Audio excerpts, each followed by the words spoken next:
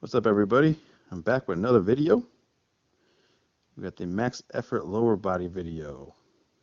This is to match the other side of the coin to the dynamic effort one I did with the camera bar the other day.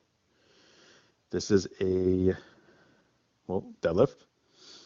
I'm doing it off of a 13-inch deadlift, so I have it raised a little bit off the ground from a normal deadlift. That's why it's rolling around right now and being a pain in my butt and not staying on the plates I'm having on. Have it on a bumper 25 with a little tiny thin mat underneath that. So it's probably 3 inches higher than normal. That was 135, warming up.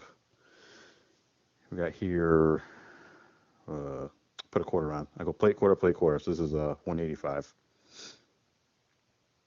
And no big lessons here. Just this is the opposite end of the dynamic effort because on a conjugate you work them one time each week. You work a dynamic and a max effort upper and lower. So in this particular case, this is on the other side of the coin of the dynamic from the other day. So if you remember me correctly saying last time I made that video about going hard enough on your maximum effort day so you won't feel the urge to go heavier on your dynamic effort day. This kind of rolls right into that. You'll see, well, right now I'm cruising because I think it's only 225, but I work up to, I think, 570 on this day, and I do crazy back off work with 405. Um, I'll get into all that in a second. On the maximum effort day, there's not too much accessory work, which you won't see a whole lot of it. I think I did one accessory movement because I'm handling a lot of weight, and then I drop down to something like 70% of whatever's on the bar for that day, and then I keep going. So it's literally deadlift followed by more deadlift, followed by more deadlift, and I'm out of focus here. I think the camera decided to focus on the thing it's propped up on instead of me. But I believe that's 275, and I just did it for three. I'm warming up. I'm just doing threes for warm-ups until it get heavier. There's a 315. And now I'm throwing the belt on, and I put the chalk on because I want to stay moving without straining too much. It seemed forever with the belt on, but teach their own. Yep, taking all day. Here we go. I'm underway. But this is going to be probably a long video. I'm looking like 15 minutes because I have the whole workout in this video. Unlike the last one I just did, I'll just give you an example of the squat itself without any accessory movements or any of that crazy stuff. I just did the movements to show you the speed. The cool thing is here, now you can see the difference between the dynamics from what I was talking about the other day and the struggling, grindy work that's done here on a heavy day. Not right here, it's just 315 and it's still light for me, so that's why it's moving like that. Um,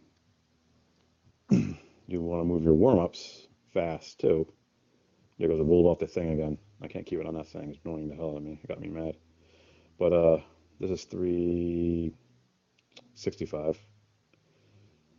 And same drill, nothing different. I got my Ultimate Warrior shirt on. If you're a wrestling fan, I'm wearing my shirt. Here we go. I'm putting a little reverse grip in there. Here we go. Drop the hips and right up in the air. Boom. It's a little. The second and third one's a little sloppy because the bar's not landing like it does on the ground. It's landing on the bumper plate, and the bumper plate's pushing it to the front or to the back a little bit. So one side's in front, the other side, or behind the other side, and I'm sitting here trying to even it all out, and it's sloppy. But that's why some of the reps are all over the place. I'm pretty consistent with my reps. I don't do that normally. This is 405, and this is a little heavier, but it's still light enough to fly. I don't think it's going to be very effort driven. Here it is. Boom. Yeah, it's easy enough. Um, yeah, it's a little longer because I'm showing you every single thing I did. Um, Oh, almost lost the bar. And now we're looking at, this is 455. Remember, it's a 13-inch pull, so it was a little higher than normal. Not quite as high as most people use. Most people usually have just below the knees. This here is hitting kind of in mid shins, maybe 2 inches above where it normally is. Because you follow Westside Barbell, one of the variations that they do over there is the pin pulls they do out of the rack. They do a 2-pin, a 3-pin, and a 4-pin, and a 1-pin. I don't have a rack like that at home that has the pins in it, so I'm using blocks. And since I don't even have blocks, I'm using bumper plates. A couple of cheapo mats I got from Five Below, which is why they're pink and have like fluorescent colors and all this crazy stuff on them because they're originally from my daughter's room, and then I adopted them and put them in a weight room downstairs. This here, I have no clue what this is. I want to tell you it's 495, I think. Um, yeah, I don't have any big old lights or anything in my basement, so you gotta bear with the ghetto cam. Yeah, it's 495. That's not heavier than that. I think I have one more after this. To explain my logic here, the 495, I felt that 495 and it felt fairly easy. So I went ahead and jumped straight up to the top set. This is 570 pounds. There is a quarter, a 10, and I think a 2.5 on there to make 570 with 5 45-pound plates. So this is going to drag me down a little bit because this is towards the top set. This is my top set here. Um, with this particular method, I don't go off of percentages or RPEs or anything like that. I want to do kind of do RPE, but I just go off of literally how I feel for that day. So if I would have stopped at the last set, then that would have been it. And then I would have back off work based off of that set. This here, you see it's moving, it's moving, it's moving. It's a little grindy in the middle, and then boom, I hit it.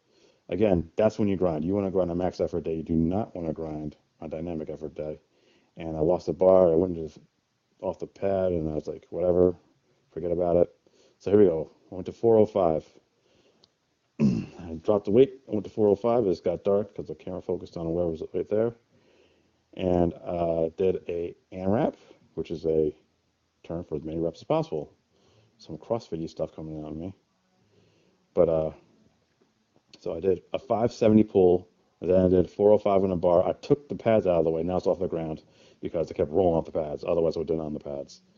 Um, and I did this for 9 right here, and I'm grinding them out, and I'm literally dying by the time I get to 9. Because realistically, I probably could have done 12, but because I was out of breath, because I'm holding my breath when I pulled the bar, I had to stop at 9, or I would have passed out. So that's what happens. Here we go. I'm pulling more. I don't know. I'm not counting. You can count along if you want to. But it's 405 on there, and you want to count? Go ahead, be my guest. And for people who've been like, well, I pulled 405 for 9 before. Well, did you do it after pulling 570 pounds? Probably not. Here I am. I'm tricking you guys. I'm not really getting off the bar. I'm just standing up to catch my breath because it's easier to breathe while I'm standing than it is to be while I'm crunched down on my stomach. So I'm going to pull it for another round or two here. I don't remember how many it was. I'm not counting. Nothing fancy here. You're going to notice my form. See, my back's really bending right now. It's because I'm getting really, really tired by this point. And I'm thinking about it, and I give up. I was thinking about going for 10, 11, and 12, but I was like, whatever. That's good enough. That is at 570. So after you do that AMRAP, as many reps as possible, you do 3 sets of 5, which is what I'm doing here. Same exact weight from the ground. I'm mixing up a little bit here. And I'm going to pull the exact weight I just did for the AMRAP for a set of 5 right now. Why? Because that's a lot of volume. And usually Westside is critiqued for not having any volume in their work. That's one of the big things they do. So I have modified it a little bit so that I have more volume in my training. This comes at the expense of all the accessory movements that classic Westside has you do instead of this type of stuff. That have you do like bodybuilder accessory works on your weak points to build you up. I've pretty much dumped that on max effort day and I put it on dynamic effort day. because I'm not going to go up and do a bunch of like accessory movements after doing all this bar movement. It's just too much. It'd take me like 2.5 hours to do all that. There we go. Here's set 2, the second set of 5. So I did the AMRAP, the first set of 5, the second set of 5, and then my last set of 5 comes right after this. And at this point in time, I'm really dying. I'm just still moving all right though. That's the key, man. You can tell by how much weight somebody can lift by how they're moving with the weight. So my 570, it moves fairly okay. I'm gonna tell you, I probably had maybe another 10, 15 pounds on that 570 I did, but that's probably it. But that's what I'm gonna show you guys is by the end of this cycle, you're gonna see basically the same movement. It's not gonna be 570. It's gonna be around 600. That's my guess. The deadlift should be around 600 by the time I'm done. This is the last one. Yeah, this is the last one. So I did an AMRAP. So basically, I did block pulls from 13 inches, working up to a top set of 570 pounds, and then I ripped all the bar weight off and went to 405 and did an AMRAP for 9 reps, and then I did it again for 5, again for 5, and again for 5. The very last thing I do in this video is I do a one accessory movement to hit the lats where I lie on the bench. I take this easy curl bar. It doesn't have very much weight on it. I think that's 40, maybe 50 pounds, and I kind of do this reverse. I don't know what it's really called, but you'll see me do it. It's kind of like a lat pull down with a bar. You guys will see it once I'm done. But this is what you should look like. When you're done with max effort day, you should look pretty much dead. Right now, I'm down there like saying to myself, okay, 2 more. Just got 2 more, 1 more because I want to stop. But this is how you know on dynamic effort day, I will have no need to want to go heavier on dynamic effort because I'm about to pass out right here. See the look in my face? And I give you a little, wherever that is, and go on about my life. And I just want to show you this one thing because it's the only accessory movement I did on this day because of all the barbell work I did. Just a little lat thing here, and I grab an easy curl bar. I lay upside down on the bench, and I don't know what it's called, but you can do it with a dumbbell. People have done it with dumbbells before, and stuff like that. But here we go, and I kind of roll it around. I roll it.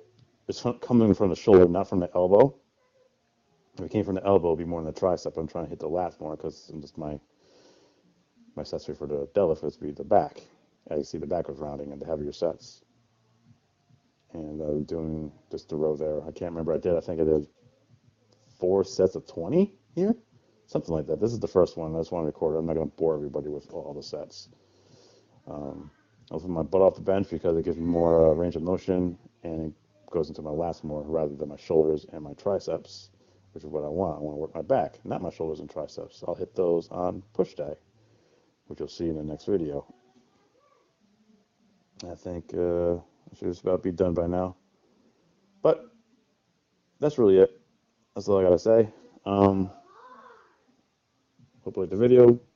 That's all. Brian out.